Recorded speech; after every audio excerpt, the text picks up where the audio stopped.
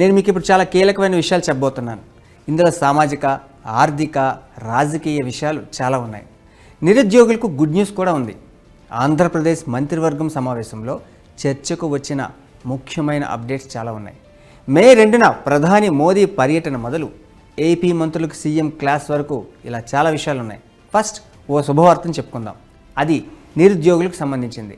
దీని గురించి క్యాబినెట్లో చర్చ కూడా జరిగింది. అందుకే త్వరలోనే డిఎస్సి నోటిఫికేషన్ జారీ చేస్తామని మంత్రి రామానాయుడు చెప్పారు. వచ్చే విద్యా సంవత్సరంలోపే ఉపాధ్యాయ పోస్టులు భర్తీ చేస్తామని కూడా చెప్పారు. క్యాబినెట్ నిర్ణయాలను తెలుపుతూ ఈ విషయాన్ని క్లియర్గా చెప్పారు. ఈ మీటింగ్కి సంబంధించి మరో 2 ముఖ్యమైన అంశాలు కూడా ఉన్నాయి. వాటి గురించి కూడా చెప్పుకుందాం. 24 అంశాల ఎజెండాపై ఏపీ క్యాబినెట్లో చర్చ జరిగింది. వీటికి ఆమోదం కూడా తెలిపింది. మంత్రివర్గ సమావేశంలో చెప్పుకోవాల్సిన ముఖ్యమైన పాయింట్ ఒకటి ఉంది.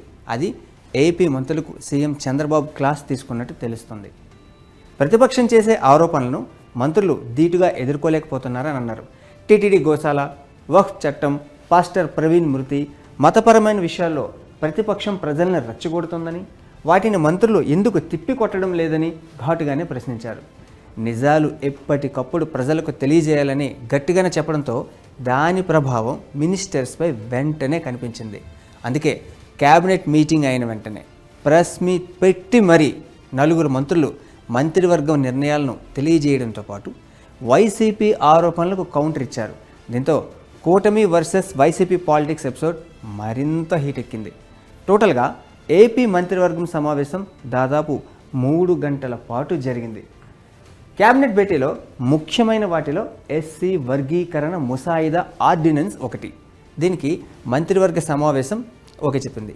దీని ప్రకారం జిల్లాల వారీగా జనాభా నిష్పత్తిని బేస్ చేసుకొని రిజర్వేషన్లు ఇస్తారు. ఎస్సీ ఉపవర్గీకరణలో 200 పాయింట్ల రోస్టర్ అమలుకు క్యాబినెట్ నిర్ణయం తీసుకుంది. విద్య, ఉద్యోగాల్లో రిజర్వేషన్ల ఫలాలు సమానంగా అందేలా చర్యలు తీసుకుంటుంది.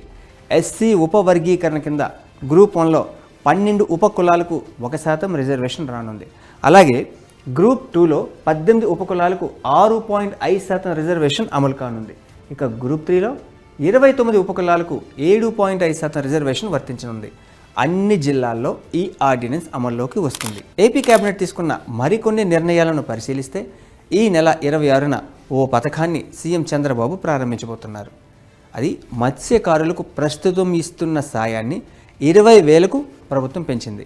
ఇక అమరావతిలో 617 కోట్ల రూపాయలతో అసెంబ్లీ, అలాగే 786 కోట్ల రూపాయలతో హైకోర్టు, ఇంకా మరికొన్ని నిర్మాణాలకు క్యాబినెట్ గ్రీన్ సిగ్నల్ ఇచ్చింది. నిర్మాణ పనులను L1 బిడ్డర్కు అప్పగించాలని డిసైడ్ చేసింది. టీసీఎస్తో పాటు మరికొన్ని ఐటీ సంస్థలకు భూముల కేటాయింపులకు సంబంధించి ఓకే చెప్పింది. వీటితో పాటు గుంటూరులో ఈఎస్ఐ ఆసుపత్రి, అలాగే కుప్పంలో కేంద్రీయ విశ్వవిద్యాలయానికి భూములు కేటాయిస్తూ ఆమోదం తెలిపింది. పట్టణ ప్రాంతాల్లో వరద నిర్వహణ కోసం ప్రత్యేక వ్యవస్థల ఏర్పాటుకు ఓకే చెప్పింది.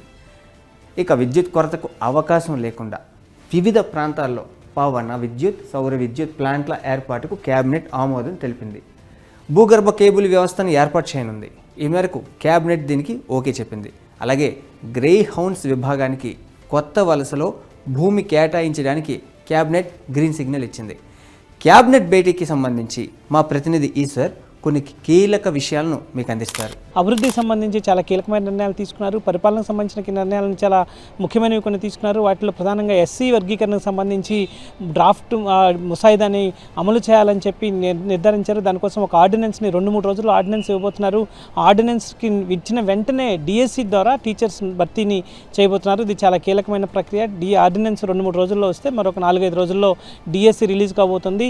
మొట్టమొదటిగా ఎస్సీ ఉపవర్గీకరణకు సంబంధించిన రిజర్వేషన్ డిఎస్సి ద్వారా అమలు చేయాలన్నది ముఖ్యమంత్రి కావచ్చు, లేకపోతే విద్యాశాఖ మంత్రి లోకేష్కి సంబంధించిన ఆలోచనగా తెలుస్తుంది. అందుకనే డిఎస్సి ప్రకటన లేట్ అవుతూ వస్తుంది. సో తక్షణమే ఆ ప్రకటన విడుదల చేసేందుకు అవసరమైన ఏర్పాట్లన్నీ చేస్తాం. 45 రోజుల్లో మొత్తం ప్రక్రియను పూర్తి చేసి రేపు స్కూల్స్ రీఓపెన్ అయ్యేసరికి, అకాడమిక్ ప్రారంభం అయ్యేసరికి అవసరమైన పోస్టుల భర్తీ ప్రక్రియ మొత్తం పూర్తి చేస్తామని చెప్పారు. అదే సమయంలో ఎంప్లాయ్మెంట్కి సంబంధించి చాలా కీలకమైన నిర్ణయం. 20 లక్షల ఎంప్లాయ్మెంట్ని ఈ 5 ఏళ్లలో భర్తీ చేస్తామని ఎలక్షన్ ప్రామిస్గా ఇచ్చారు. వాటికి సంబంధించి 5 లక్షల ఐటీ ఉద్యోగాలను విశాఖలో ఇస్తామని చెప్పారు. అందుకే విశాఖకు సంబంధించి చాలా కీలకమైన విశాఖ ఐటీ హిల్ నెంబర్ 3లో దాదాపు 21,000ని టీసీఎస్ అంటే ఈ కంప్యూటర్ సాఫ్ట్వేర్కి సంబంధించిన మేజర్గా చెప్పుకునే టీసీఎస్కి 21 ఎకరాలని కేవలం 99 పైసలకు మాత్రమే, మొత్తం ఎకరా 99 పైసలు కాదు, మొత్తం 21 ఎకరాలని 99 పైసలకి ఇవ్వడం జరిగింది. దాని ద్వారా ఒక మెసేజ్ని సాఫ్ట్వేర్ కంపెనీస్కి ఇవ్వాలని రాష్ట్ర ప్రభుత్వం భావిస్తోంది. ఇక్కడ అన్ని ప్రోత్సాహకాలను అందించే ప్రయత్నం చేస్తున్నాం కాబట్టి ఆంధ్రప్రదేశ్కి పెద్ద ఎత్తున తరలి రావాలన్న సాఫ్ట్వేర్ కంపెనీస్ ఇక్కడికి వస్తే ఇక్కడ ఏ స్థాయిలో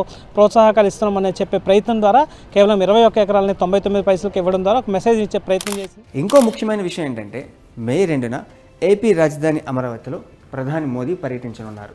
దాదాపు 1,00,000 కోట్ల రూపాయల పనులను ప్రారంభించేలా సర్కార్ ఇప్పటికే ప్లాన్ చేస్తుంది. సో ఇవి ఏపీ కేబినెట్ తాజా కీలక నిర్ణయాలు.